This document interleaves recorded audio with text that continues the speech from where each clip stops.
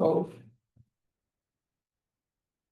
Just click on more, it has like hide something. Yes, and not hearing anything also. but then the sound will come. Oh. No, I'm not saying to turn off the volume, just click on that first thing. But it's not showing actually.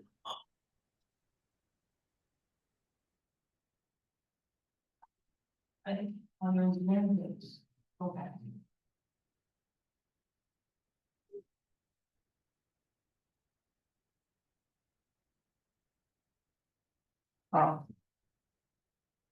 Yep.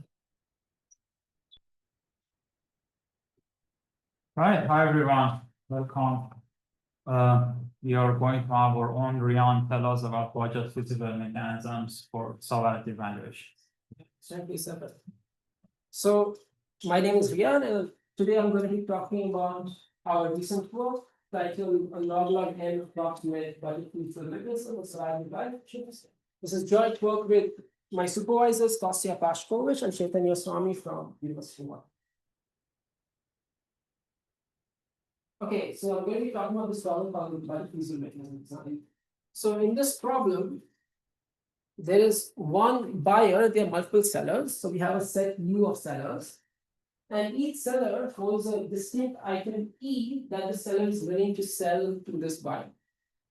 Okay. And each seller also has its private cost T of E that only seller E knows. And this is the cost that the seller incurs when she sells this item to the buyer. On the other hand, the buyer has a valuation function, V, which is a set function that tells the buyer, given a subset of items, how valuable the seller is. And also the buyer has a budget V, which can be known as the amount of money that the buyer has. Okay, the goal for the buyer is to buy from these sellers a set of items of maximum value, subject to the fact that the payments are within the budget. So you want that the summation TE or E and S, where S is the set of items that are applied, is at most the budget P. Okay, so far this is a simple kind of optimization problem. The issue here is that the buyer does not know what these true costs PE are. So this is private information that the only seller of item P knows. So what is the buyer going to do? So it's going to go to the sellers and ask them one by one, what is your cost? Right? So each seller is now going to report a cost to the buyer, CE. So CE are the reported costs. And now the kind of game theory caveat in this setting is that the sellers now can potentially misreport these costs. And the buyer has no way of verifying whether this cost is a true cost or it's a lie that the seller has to pay. And why might the seller choose to misreport their costs? Because you can imagine that if I try to like upsell my item, I might get a higher payment. So if the seller looks at the algorithm that you have, that you're purchasing items, and sees that, okay, in this setting, okay, in case I can, instead of claiming this cost, I can actually claim this cost and I actually get a higher utility, but I get a higher payment, then I am better off. So these sellers are selfish agents. They are aiming to maximize their own utility. And this is formalized by the following, that each seller is maximizing their own utility. The utility UP of seller E is defined as PE minus PE, where PE is the payment that the seller gets if they sell the item, and PE is the cost that they incur. This is if they sell the item. If they do not sell the item, then the utility is zero. The P is C. What is C? CE is the reported cost. So the seller is going to get a utility of the payment that I get from selling the item minus the true cost that I incur from selling the item. So that's PE minus PE. I don't get it. So if I report C, I'm either getting C or I don't get anything. No, the PE might not be equal to CE. The payments that I get might not be equal to the cost that I'm. Okay, and in general, in order to incentivize truthfulness, we are going to kind of overpay the sellers that even if you report a cost CE, you might get a payment fine. And the role of that is incentivizing fruitfulness. Yep. So wait, if PEs are the payments, then shouldn't this maximization over there be the sum of all PEs less than the budget? Good, yeah, we'll get to that. Are there any questions so far? Okay. Okay, so, the setting is a bit complicated, there are a couple of questions and. There's a bunch of like true costs, reported costs, utilities, so I'm just gonna give like an example of a round of like what I'm like looking at. Okay, so you can imagine a scenario where there's like 3 sellers and each of them have values given like that. So let's say there are 3 items, so B of the first item is 12, B of the second item is 32, B of the third item is 25. And each seller has this kind of thought bubble which tells them, okay, this is the actual cost that I have in my head of selling the item. But on the other hand, they might report something that is different from what their true cost is. And the buyer just cannot like differentiate. The buyer must work with the reported cost. And now looking at the reported cost, the buyer decides on what item should I buy and how much money should I pay the sellers. Okay. So in this case, for example, let's say the buyer decides to buy from items E1, 3 from sellers 2 and 3, and decides to give payment of $5 to seller number 2 and payment of $3 to seller number 3. Oh, sorry, $2 to seller number 3. And then once you have this entire run, you can compute the utilities. And so utility of first guy is going to be 0 because they are not bought, their item is not bought. The second guy utility is going to be 5 minus 3, the payment that they're going to get minus the cost is going to be 2, and the second guy, and the third guy's utility is 0. Okay, any questions? Okay, so what we want to do, construct is a mechanism.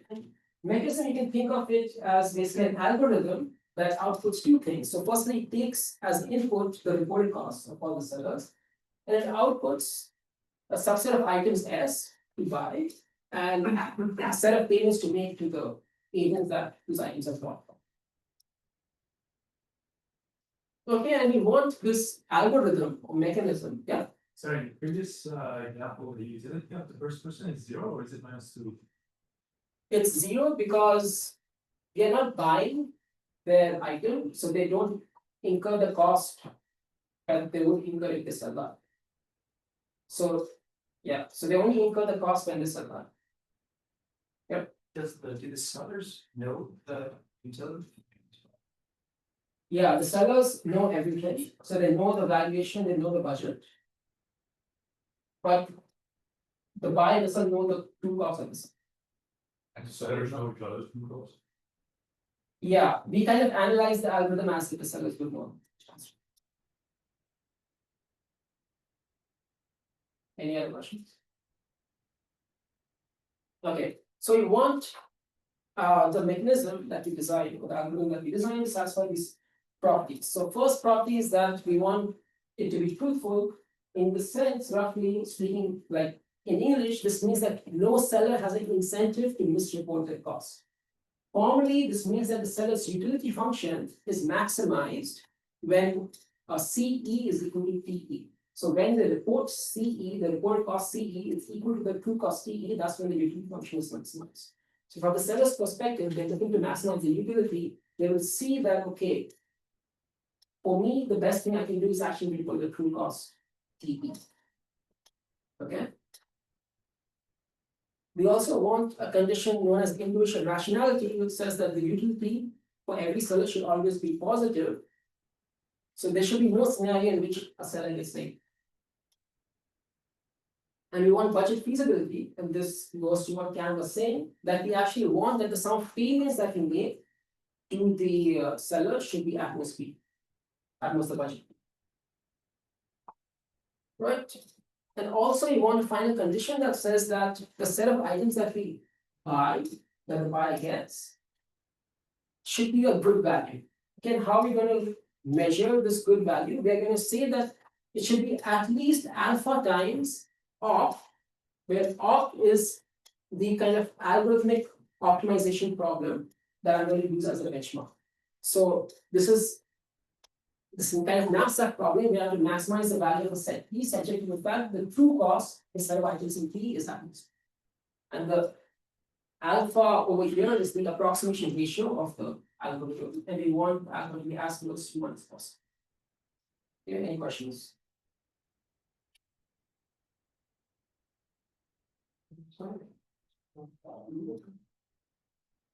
Let me see now that it's equal to. Let's see, define it in a way that. It was always not make it. Yeah, so that it just means that the payment should be at least P of, Okay, oh, yeah. yeah, so as long as the payment is at least P of E, we have none. Okay, good. Okay, so typically in budget feasible mechanism design, people kind of focus on a particular class of valuations and analyze what's the best approximation ratio that is possible for that class of valuations. Okay, and note that unlike in natural computer science optimization problems, even the existence of a good budget feasible mechanism is not guaranteed. Right, so in a normal optimization problem, I could use exponential time and brute force through all my solutions and find the optimal solution. But brute force is actually something that is not something that is truthful. Okay, so typically, even showing that there exists a budget feasible mechanism with some approximation ratio is a non-trivial result. And in fact, for general valuations, if the valuation function is some arbitrary set function, then there are lower bounds that show that there is no mechanism with any non-trivial approximation. Okay, so as a result, people have been focusing their work on special subclasses of valuations. So these are special types of set functions. And the classes that are typically looked at are additive, submodular, XOS, subadditive, and they are like contained within each other in this manner. So additive functions are like the simplest kind of set function you can imagine, where every item has its individual value, and the value of a set of items is sum of the values of the individual items. Right, and submodular is like something that kind of captures diminishing returns. I won't get into it because it's not the topic of the talk. XOS is a max over additive function. So if you take a bunch of additive functions and you take max, you get an XOS function. And subadditive is going to be the main focus of this talk. A brief history. This model was proposed by Singer in 2010. For additive and for submodular valuations, a constant factor approximation is known. And then there have been works that include this approximation ratio. For XOS, also a constant factor approximation was known by this data, and then later on we improved the approximation ratio. But then for subadditive, the situation is a bit odd in the sense that there's a constant factor approximation that was created by Bay et al., but it was not a constructive algorithm. They just show that there exists some budget feasible mechanism that gives constant factor approximation. They're not telling you what the mechanism is. And then later on, we kind of gave an explicit construction of a mechanism that runs in exponential time and gives the constant factor approximation. And then in polynomial time, so then the question is, what can you do in polynomial time? If you have constant factor and exponential time, what can you do in polynomial time? Polynomial time, there was this paper by Balkansky and others, which give a log n over log n approximation. And in this work, the work I'm presenting you today, we're going to get a log n approximation. Any questions? Yeah, I do, but about the very first line, why can't you just run BCG if you don't care about online? Good. So VCG is not going to be budget feasible in general. The payments could be very high. So it doesn't even look at the budget. I mean, you compute the optimum, like what does VCG do? You compute the optimum with everyone, and then you take one person out and you compute the optimum. Yeah. So you look at the budget and compute it. Okay, right. But the optimum is a value, Yes. and we need to first, like, it's not in the same scale, the value scale and the cost scale is kind of different. So if I double all the values, the thing is equivalent, but I'm doubling the VCG payment and keeping it. So it's not the same scale. And in general, VCG might give you unbounded payments. But And so is it easy to prove there are something that just doesn't have a budget feasible mechanism? Yeah, like we can take like some supermodular function. I mean, don't worry about it, we can do it offline. Yeah, I have to recall, but some supermodular function. Okay, any questions? Okay. Okay, so in this talk, I'm going to be focusing on subadditive valuation. So what is subadditive valuation? So valuation will where if you take any two subset of items, A and B, B of A plus B of B is going to be greater than equal to B of A union. Okay, and we're also going to assume some like other conditions which is not related to subadditivity. We're going to assume that B of the empty set is 0. And we're going to also assume that the valuations are monotone in the sense that if I have more items, my value only increases. Okay, I cannot reduce my value by adding a new item. Okay, right, so yeah, so in English, the combined value of a pair of bundles is at most the sum of the individual values. And in economics, this kind of captures this class of complement-free valuations, where in economics, there's this concept of substitutes and complements, where certain items are complementary towards each other, certain items are substitutes of each other. For example, a can of Coke and a can of Pepsi are like substitutes. They kind of, a person buying a can of Coke doesn't also want to buy a can of Pepsi, but on the other hand, a pencil and an eraser are complementary to each other because eraser by itself has a value of 0 if I don't have a pencil. But if I have a pencil, then the value of eraser increases. Right? So for subadditive function, they kind of capture a class of valuations where we only have substitutes and we don't have complements. So imagine you're in a market where all the items are substitutes by some degree. Some items might be heavily substituting each other, some items might not so heavily substituting each other. But if we are in such a market, then you can capture this by subadditive valuation. Okay, so that's the motivation. Okay, and so I want to talk a bit about orbital access. So these are set functions that we are working in, and in algorithms, we cannot expect, because the set function has an exponential representation, we cannot expect that to be given to us as input. So what we're going to assume is that we have orbital access to this valuation function B. Okay, so the most simple type of oracle that you can imagine is a value oracle, where if I'm giving a set of items, so to query the oracle, I'll give it a set of items and it will return to me the value of that set. Pretty straightforward.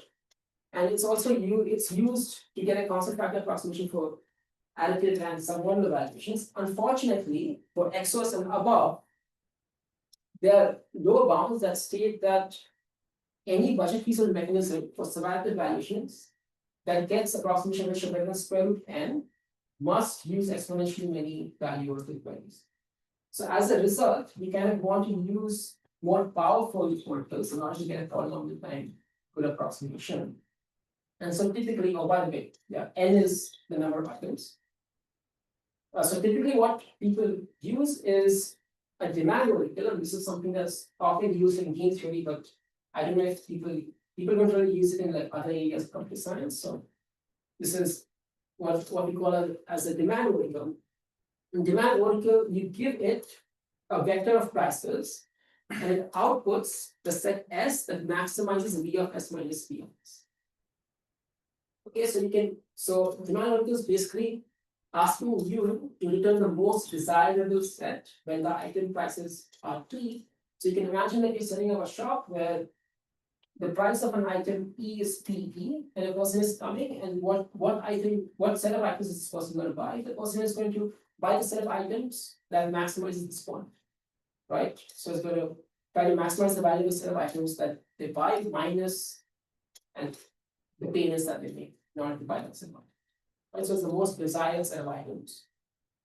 And yeah, I'm going to use this notation throughout where P of S is summation PE units.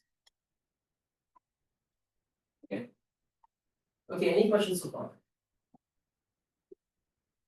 Okay, so our result that I'm going to show to you is that there exists a budget feasible mechanism for subadditive valuation that achieves an approximation ratio of log n and runs a polynomial time when you have access to demand. Okay, this is our main result. Okay, so the outline is going to be as follows. So first I'm going to define a promise problem, a promise variant of this problem. Is there any question? Yeah, so your algorithm is deterministic. No, So then what is your notion of truthfulness? Universal? yeah, universal, I'll. Okay. Alright, do you know just like an expectation also is the constant factor approximation also an expectation? No, for truthfulness and expectation, I say no. Even that would be interesting. Okay. So. Yeah, so first I define a promise problem. Yeah, and then I'm going to kind of state a theorem that kind of solves this promise problem with the approximation ratio of log n. And this theorem is like the technical kind of core of our paper. It's like the most technical part of the paper, the most novel contribution of the paper. And then I'm going to give you the proof of this theorem. And then I'm going to sketch a reduction that reduces the general budget feasibility problems and into this promise problem. Okay, so combining the reduction with this theorem, you can get this. Right, and then I'm going to end with some movie problems. Okay, so what is this promise problem? So I'm going to focus on this promise problem where I'm going to assume that the true cost of all the items, the sum of all of these true costs, is going to sum up to something that is at most B over log n. Okay, remember B is the budget of all. B is the budget of the buyer. And so if I sum up the true cost of all items, I'm getting something less than B over log n. This is guaranteed to you. You're given that this instance satisfies this problem.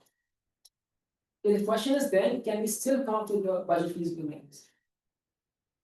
Okay, note that in this setting, under this assumption, opt, which by definition was maximizing B of S such to T of S less than B, this is equal to the entire item set Q because our function is monotone. Right? So what this means is opt is the entire set of items. Now, if this were an optimization problem in computer science, then the solution is trivial. I can just return the entire set of items. I get one approximation. The problem is that in game theory, often this thing kind of won't work because we don't have truthfulness. If I return the entire set of items, it's not clear how to make this truthful. I need to still come up with payments to make it truthful. In general, it's not going to be. Okay. Right. So the question is basically what's the maximum value of items that we can get in a budget feasible, in a budget feasible and truthful manner. This is kind of like saying I don't care about the knapsack constraint. All the items are feasible in the knapsack constraint. I don't care what the knapsack constraint are. Okay, so even if I know what opt is, like have this set of items and I know that this is the opt, still it's non-trivial how to procure items in the budget feasible manner. Okay, so instead of focusing on the entire class of budget feasible mechanisms, I'm going to look at a very specific subclass, which is very clean and easy to work with. But we call this posted payments. So the idea of this special type of mechanism, called the posted payment mechanism, is that we're going to take a payment vector B, and I'm going to assign DE to be the taking or leave of payment for an item B. So what this means is that we're going to go to the seller of item E and we're going to ask them, we're going to tell them that, okay, DE is the value that I am willing to pay for your item. Take the offer or leave it. Okay, so from the perspective of the seller, what are they going to do? When are they going to like accept the offer and when are they going to reject the offer? So they're going to look at their own cost for the item. If the cost for the item is less than DE, is less than the payment that they're getting, then they will accept the offer, right? Then the utility is going to be positive. That's T, not C. Right, yeah, I'll get to that. Yeah, so from the seller's perspective, they're looking at TE, but we do not know. I'll get to that. Okay, so on the other hand, if DE is less than the cost of the item, then they're going to reject the offer. So what we're going to do is we're going to do this computation for the seller. So what we have to output the seller, the algorithm has to output the seller, right? So the algorithm doesn't know what TE is. So what the algorithm does is, assuming that you are truthful, we'll assume that TE is equal to CE. Then we'll output the set S, which is CE less. all that is C is this. Right, so if I say output the set S with T is less than equal to DE, it's not a mechanism because the mechanism is using the true cost, even though it's not supposed to know the true cost. Right, If because that's the person you want it, Right. not, they just say Yeah. yes or no. If they said yes, you pay them the, if they Yeah. say no, you don't know anything, so. this is essentially what's happening, but yeah, formally we define the mechanism as an algorithm that outputs a set S and a set of payments. So this what's actually gonna happen is that we ask the sellers to report their cost CE, and then based on the CE, we're gonna set. But yeah, that's basically it. Okay, so this mechanism outputs the set S, where CE is less than equal to DE. And it's going to assign payments according to DE, right? I gave it the offer of DE and you will pay DE. Okay, so it's a very simple class of mechanisms. And it turns out that truthfulness, individual rationality is very simple to argue. I won't give the truth, but it's like a one paragraph.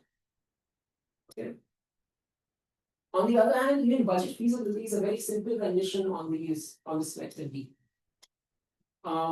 So budget feasibility, remember the payments are DE, right? So the budget feasibility condition would say that D of S is less than equal to D. I'm going to assert something stronger. I'm going to actually assert that D of the entire item set is less than D. Certainly, this will also imply that D of S is missing.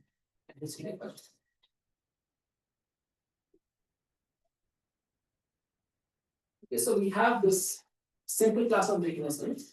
The only non-trivial thing to argue in this class of mechanisms is the approximation issue. So the question is, can I come up with a vector D for which I also get a good value? In a sense, the value of the set S of item receives less than equal to D is alpha times population. Sorry, yeah, just, I'm gonna do a quick understand. What information does the buyer have? Like, do they talk to the sellers? They say, okay, I'm gonna pay you this, and then they gain information in rounds, like they repeatedly interact? I don't quite understand. Right. This is a very good question. So formally, the model that we're working in is this kind of model where the sellers report their costs and then buyer does computations under the hood, and then the buyer outputs a set S and a set of pages. Right. It turns out that this kind of round thing always can be reduced to this reporting setting. So imagine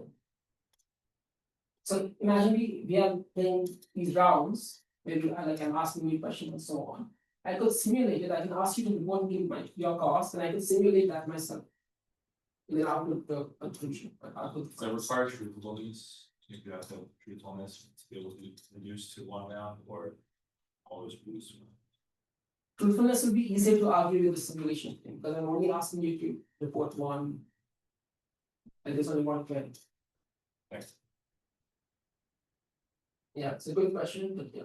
Formally, we are like, just think of it as reporting a single round report. Okay, any other questions? Okay, so yeah, so the question is, can I come up with this vector D for which I get good value? And actually, we are not going to be able to do that. Actually, we are going to come up with we're going to do a randomization over these vectors, right? And a randomization over these posted prices, you can think of coming up with a distribution strict D over these vectors, these posted payment vectors. And then the algorithm will actually sample a vector from this distribution and set that vector due to the posted payments. So it's a randomization over mechanisms. And as Sapir mentioned, that when you're looking at randomized mechanisms, truthfulness is kind of vague now, because what is the utility of a seller? Is it like the expected utility that they get? Right? So truthfulness is vague, and we have to go back and redefine truthfulness. And I'm not going to exactly do that, but I'm just going to tell you that this actually will show truthfulness under the strongest definition of truthfulness over randomizations. It is known as universal truthfulness. And basically, what the definition is that no matter what sample of random bits that I get, once I fix that sample and I look at the resulting deterministic mechanism, so once the random bits are fixed, the resulting mechanism is deterministic. That resulting mechanism is true. Okay, it's not important what the definition is, just know that if I do this, I get universal truthfulness and it's easy. Okay, and I also get budget feasibility as long as D of U is going to be less than equal to. Right, so again, the question is, can I get approximation ratio? That's the fundamental question. Okay, any questions? Okay. So this theorem that I'm going to prove, and I'm going to actually prove this in this talk, is that we actually do get approximation ratio. So this theorem says that there exists a distribution strictly over these vectors, and these vectors satisfy du less than equal to b, so it's budget feasible. So that for every c, so every cost vector c, for which cu is less than d over log n, remember this is the promise problem, and assuming truthfulness. So assuming I'm working with posted payments, I know my mechanism is truthful, which means I can assume that CE is equal to TE in the analysis. Right, so in the analysis of the approximation ratio, I can assume that they are the same. So given this vector D and vector C, in expectation, the set of items, the value of the set of items for which CE is less than equal to DE is at least log n, 1 over log n times the value of the investment. Okay, and moreover, this distribution can be found in polyline using dependent variables. So this kind of CU less than equal to V over log n, again, this is like capturing the fact that we're working with the promise problem. And DU less than equal to V is asserting that we're going to be budget feasible in our payments. And this main central inequality is the approximation ratio inequality. Right? Because remember, in the promise problem, VU is equal to opt. So this is like saying it's at least opt over log n. Okay, any questions? Yes, is the order of the converse really it is, as in there is this one distribution for every choice of C, or you talk with some people and then based on that you update your distribution? I mean, it's posted price, Yeah. and you're going to have, Right. ask half of the people and then extrapolate the other half or not? No, so in the promise problem, the promise setting, it's one distribution. Then we just resample from the distribution, set these posted prices. For everyone. And no matter what cost vector is there, yeah, for everyone, no matter what cost vector is there, you will get this value back.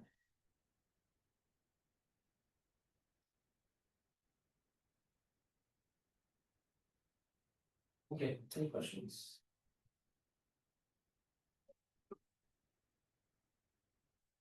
Yeah, so, okay.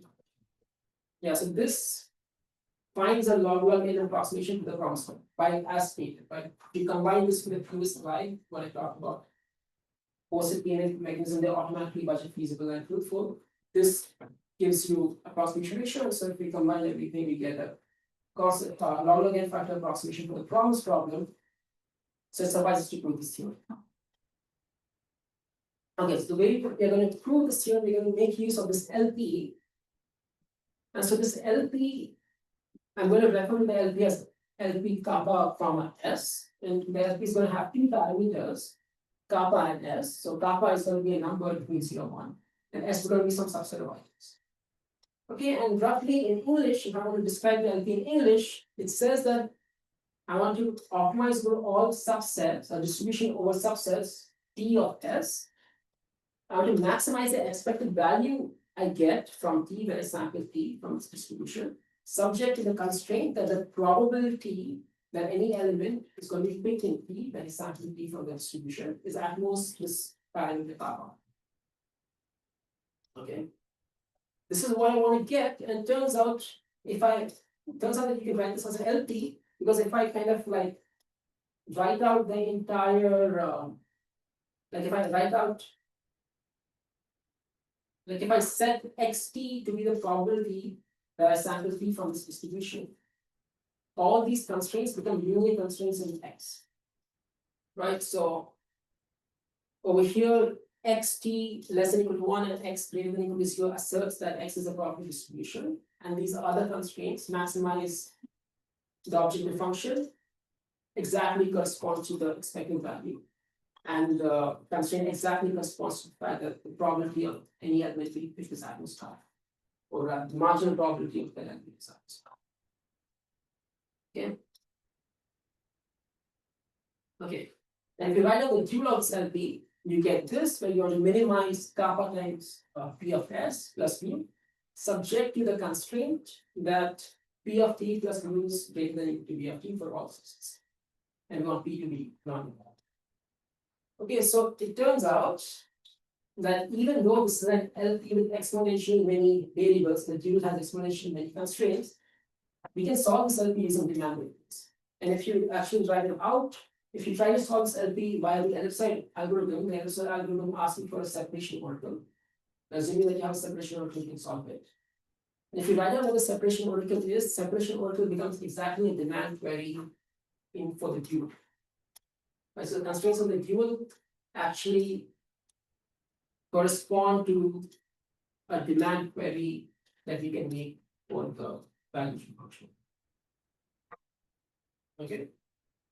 So we can actually solve this LP in polytime during access to oracles.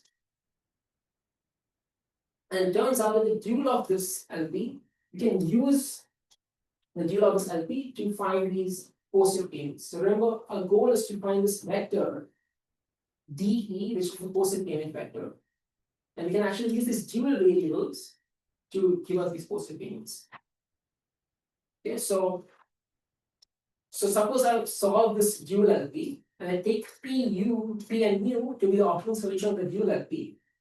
What I can do is that for my subset S of items, I can set DE, my positive payment vector D, is set DE to be equal to PE times some scaling factor. And the scaling factor is going to be B over PS. And then for items outside S, I'm going to set DE equal to 0. And the scaling factor is basically going to ensure that D of U is equal to B. Right, so I get budget feasibility by construction. The question is, do I get good value? And this is what this lemma shows, that assuming that C of S is at most kappa times B, the value of elements that I get for which CE is less than or equal to DE, elements like S for which CE is less than or equal to DE. The value is at least B of S minus the LP value, the optimal LP value at kappa and S. Okay, so this gives a bound, a lower bound on the value of my output. Okay, so let's prove this lemma. So I'm going to set Q to be the complement of the items that I'm going to get. So Q is like all the elements in S for which C is greater than DE. And by the dual constraint, I know that V of Q is at most P of Q plus P. And by definition, P of E was equal to D of E times PU over V times the scaling factor. So this is actually equal to, this should actually be equal to dq times ps over v plus mu. But remember, we are in Q, and Q is a set of items for which DE is less than CE. Which means I can replace that dq with C of Q. Yeah, now I'm going to use the bound that C of S is less than kappa times P. Q is a subset of S. So in particular, C of Q is less than kappa times P. So when I replace that, I get kappa times PS plus mu. And this kappa times PS plus mu is exactly the objective function of the LP. Right, so this is equal to the LP value. Because I chose P and mu as the optimal LP solution. Right, and to get the final bound, I'm going to use some additivity. So this upper bounds the complement set, the value of the complement set, and using some additivity, I can kind of lower bound the value of the set itself, because for subadditivity, the set plus its complement set is going to be greater than or equal to the entire set of elements S. So in particular, set is value of the set is at least V of S minus V of Q. Right, and V of Q, you already have bounded it by the LP value. Again, this gives the, are there any questions? So if the value was max, like the primal was maximizing expected V of T, Yes. where T is sampled from the distribution. Yeah.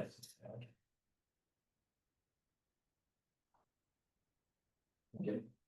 So this lemma is kind of hopeful in the sense that we get a bound, a lower bound on the value of the set of items that we buy. But unfortunately, for subadditive functions, it could be the case that LP kappa S could be as bad as V of S. Could be very close to V of S. And in that case, we actually don't get a good bound. Right, so we kind of need to deal with this situation where LP kappa S is close to V of S. And so we're going to use one extra idea is that we're going to use a primal of the same LP to do some sampling. So what we're going to do is that we're going to first sample a set from the primal distribution, and within that set, we're going to use a dual values to come up with these DE values on that set S. Okay, so let's find the optimal solution to the primal LP, and then I'm going to sample a set S from this distribution XS. Okay, primal LP has a set S inside, so you set it to be the entire universe now? Yeah. So it will be like that. Yeah.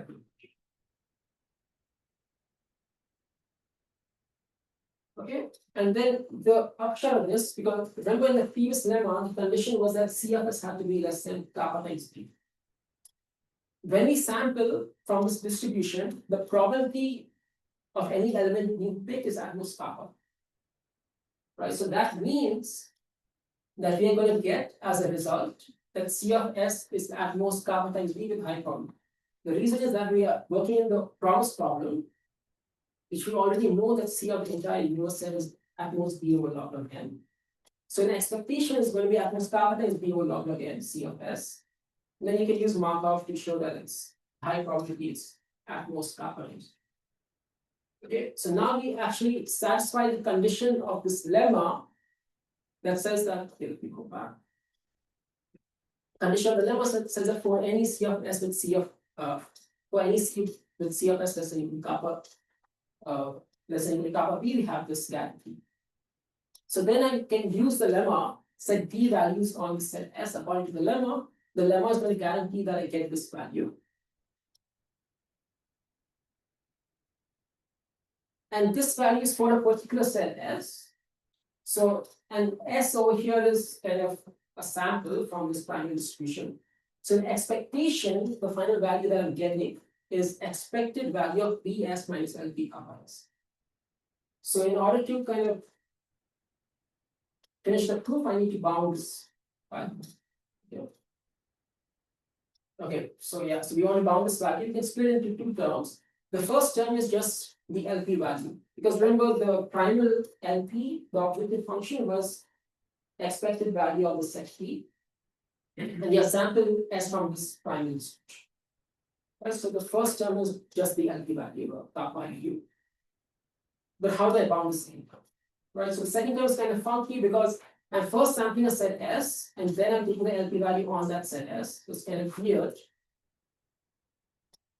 So I claim actually that the expected value of this LP kappa S is at most the LP value of kappa squared of the entire universe here. Okay. And it's actually kind of simple to see, because if I just write everything out, if I expand everything, the expected value of LP kappa S, I'm sampling a set S and taking the LP value on that set S.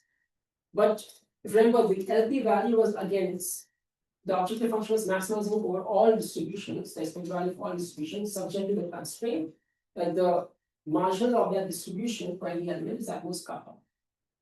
Right, so if I expand it out, so like I'm sampling a set S, and then within that set S, I'm sampling a set T, again with probability at most kappa, the marginal is at most kappa, I'm taking that expected value of P.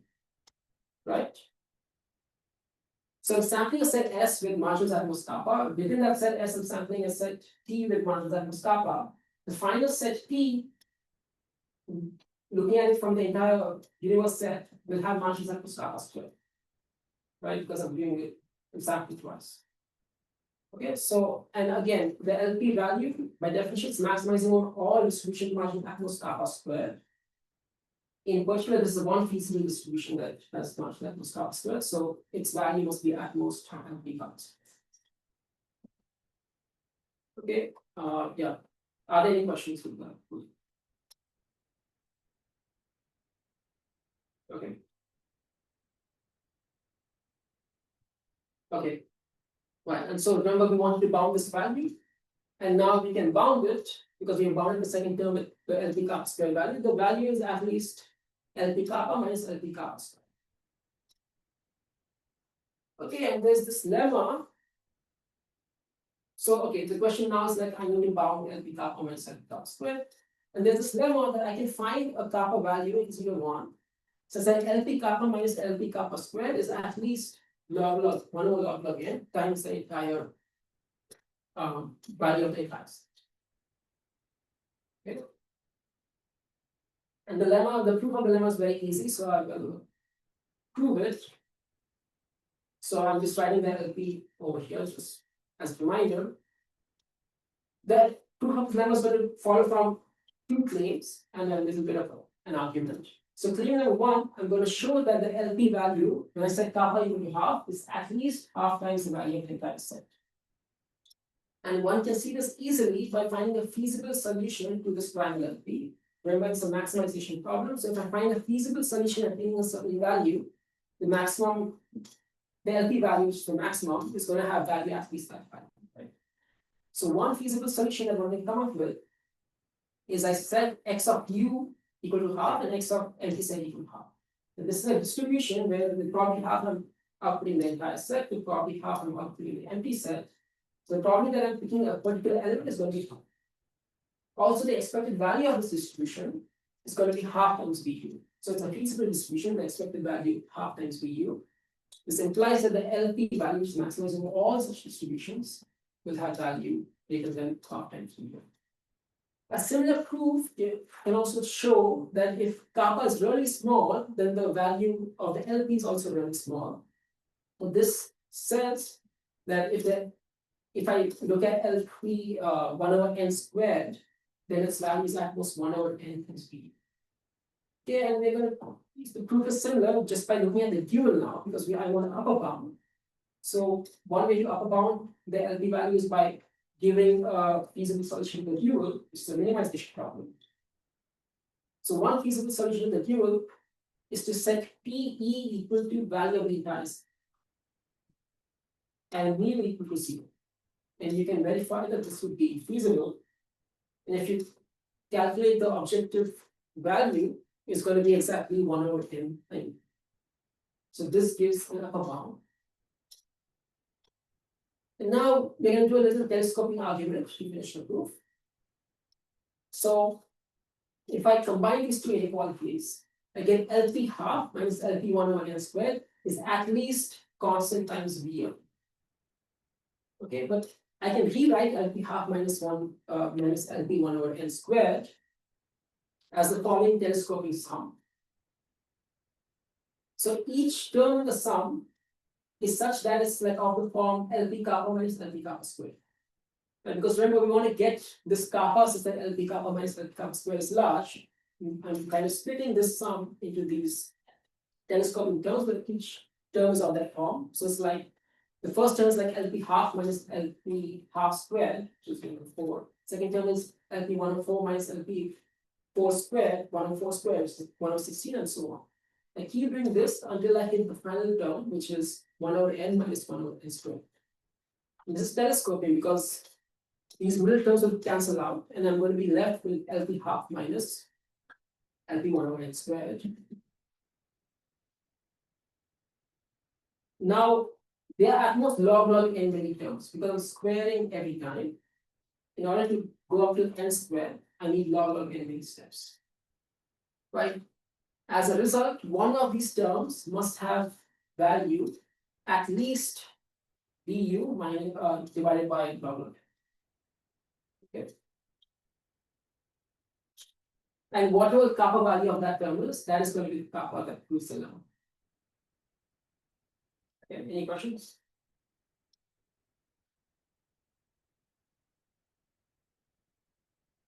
Okay. So I'm going to put it all together and wrap up. So what's going to be the final algorithm that solves the promise problem?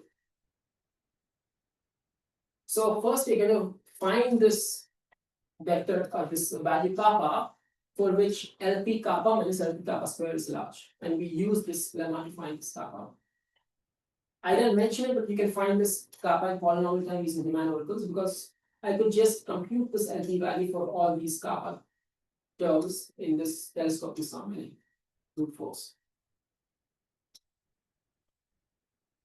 Then I'm going to compute the optimal primal solution over the entire set U on this marginal value kappa, and let X be the optimal solution, and I'm going to sample a set S from the distribution X. This is going to ensure that C of S is less than or equal to kappa times B with high probability. Yeah, high problem, high constant, 1 minus 1 over log. Yeah.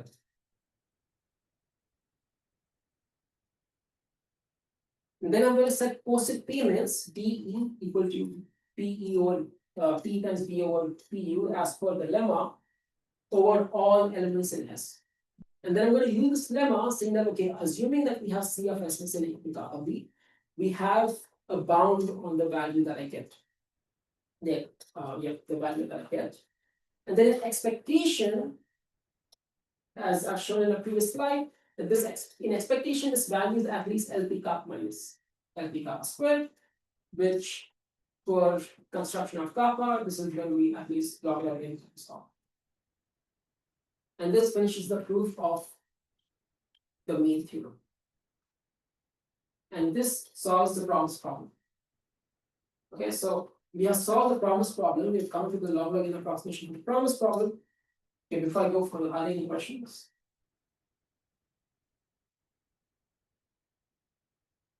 Okay, so this solves the promise problem, and now the question is, okay, how do I solve the full problem? Right? So now I'm going to sketch a bit. I'm not going to give you a proof, but I'm going to give like a high level sketch. So what we're going to do first, so now we are at the full problem, and we don't know what opt is. Even the value of opt is not known to us. And a big part of it is like finding what this opt is. And yeah, so we're going to first find a subset S star for which V of S star is constant times opt. Okay, and then if C of S star is at most greater than log n, then we're going to use, then we're in the promise problem setting, and we're going to use this distribution D to get a log n approximation. On the other hand, if C of S star is greater than V over log n, then one can show actually that this valuation function V is close to an XOS function. And I'm not really going into what an XOS function is, but what I did say is that for XOS functions, we know that there is a constant factor approximation. So combining this, we can kind of somehow something similar to that XOS mechanism that gives them constant factor approximation. We can come up with a mechanism that kind of gets a constant factor approximation in this case. Okay. Yeah, and the way that we find this S star is that we do this kind of random partitioning, because one difficulty is that we don't know what opt is. So what we're going to do is that we're going to randomly partition our universe into two parts. And we're going to use the first part as an estimator set to estimate the value of opt. Then we're going to use the second part to compute. We're going to compute a demand set with the cost, the report cost, times some scaling factor. And the result of this demand set has some nice properties that can be used to show that in the case number 3, we actually have a function that is close to itself. So that is kind of like the reasoning why the demand set is constructed the way it is. I won't go into details. Okay. Yeah, so this happens. How much do you lose in this part of reduction? The constant or? Only constant. So the log n, the bottleneck is to the promise function. And you don't, like, there is no actual if, no, you just guess which one it is.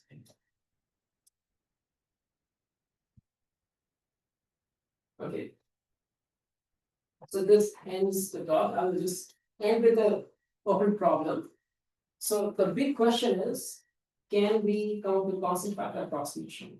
for subadditive valuations in polynomial time. Right, so as I've already talked about, we have exponential time algorithm, but the question is now, can we make it polynomial? Right, and the question is, we have this theorem that solves a promise problem, and this is the only bottleneck where we get log in. The other parts of the algorithm get only a constant factor like approximation. So the question is, can we, like this theorem has a bunch of log n's in it, can we convert these log n's into constant? Right, this is the fundamental question. And if we can do that, then you have shown a constant factor approximation. And the bottleneck actually is this lemma, right? This lemma that says that LP kappa minus LP kappa square is VU over log n. If you can make this constant, then you will be done. Unfortunately, this is best possible. So for any kappa in 0, 1, log n is the best possible. There exist subadditive functions for which we have bounds which actually get like log n family. But there is still some hope because one can consider non-uniform marginals. So one can kind of modify this primal LP. Instead of having a single value kappa for all the items, now I have a different kappa E for every item. And the LP says that I'm going to optimize about distributions where the probability of picking the item E is at most kappa. Okay. The proof kind of goes through even with this modification. The proof completely goes through. So then the question becomes, can we find a non-uniform kappa E, so vector of kappa values, for which LP kappa minus LP kappa square is constant times VU. And also, this would actually imply, if one could show this statement, this would also imply a constant factor profit inequality, the subadditive commutator options, which is another big problem in algorithmic game theory, and that will actually be a huge problem. So this is an interesting kind of open direction. Okay, are there any questions?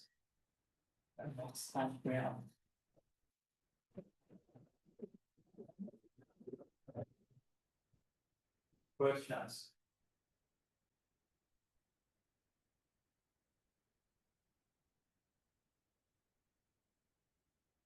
So Rian, something, what if instead of changing kappa, you could relate LP of kappa and U minus LP of 2 to the kappa and U?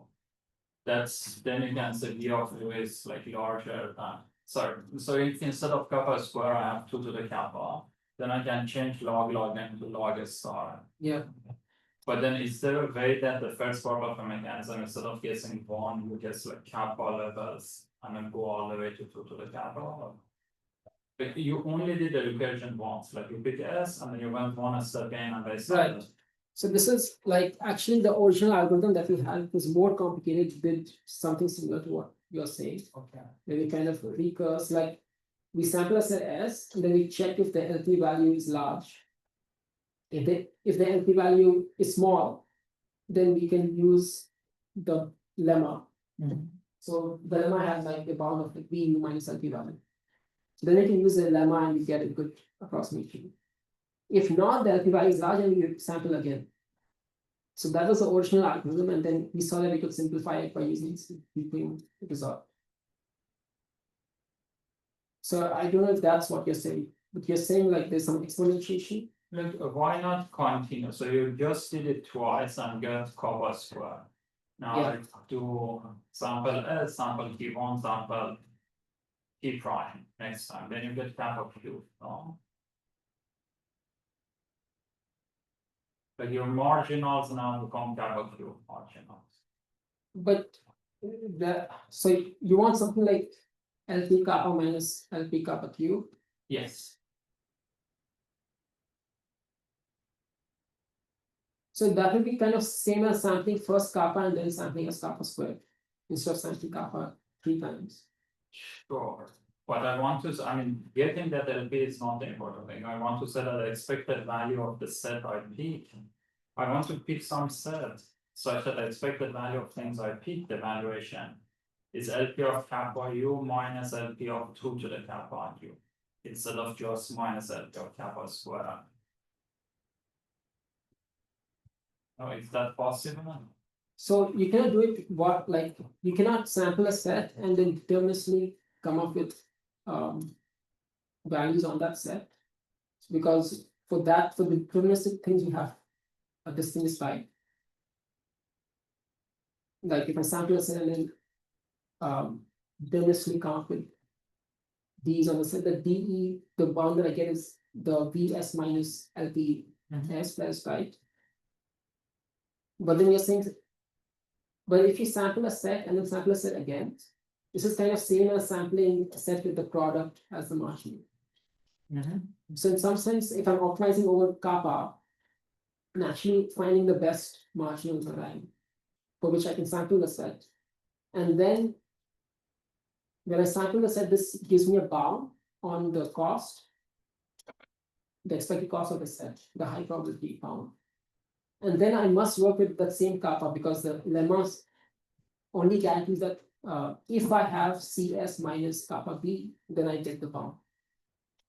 I don't necessarily have a similar bound when you have CS less than or equal to kappa squared B, for example. But you could, I mean, it could be possible that one can prove such a thing, but it's not clear. Any other questions? And let's thank Rian again. Reminder, we have a talk next Monday also. Not going to this time. Give a talk.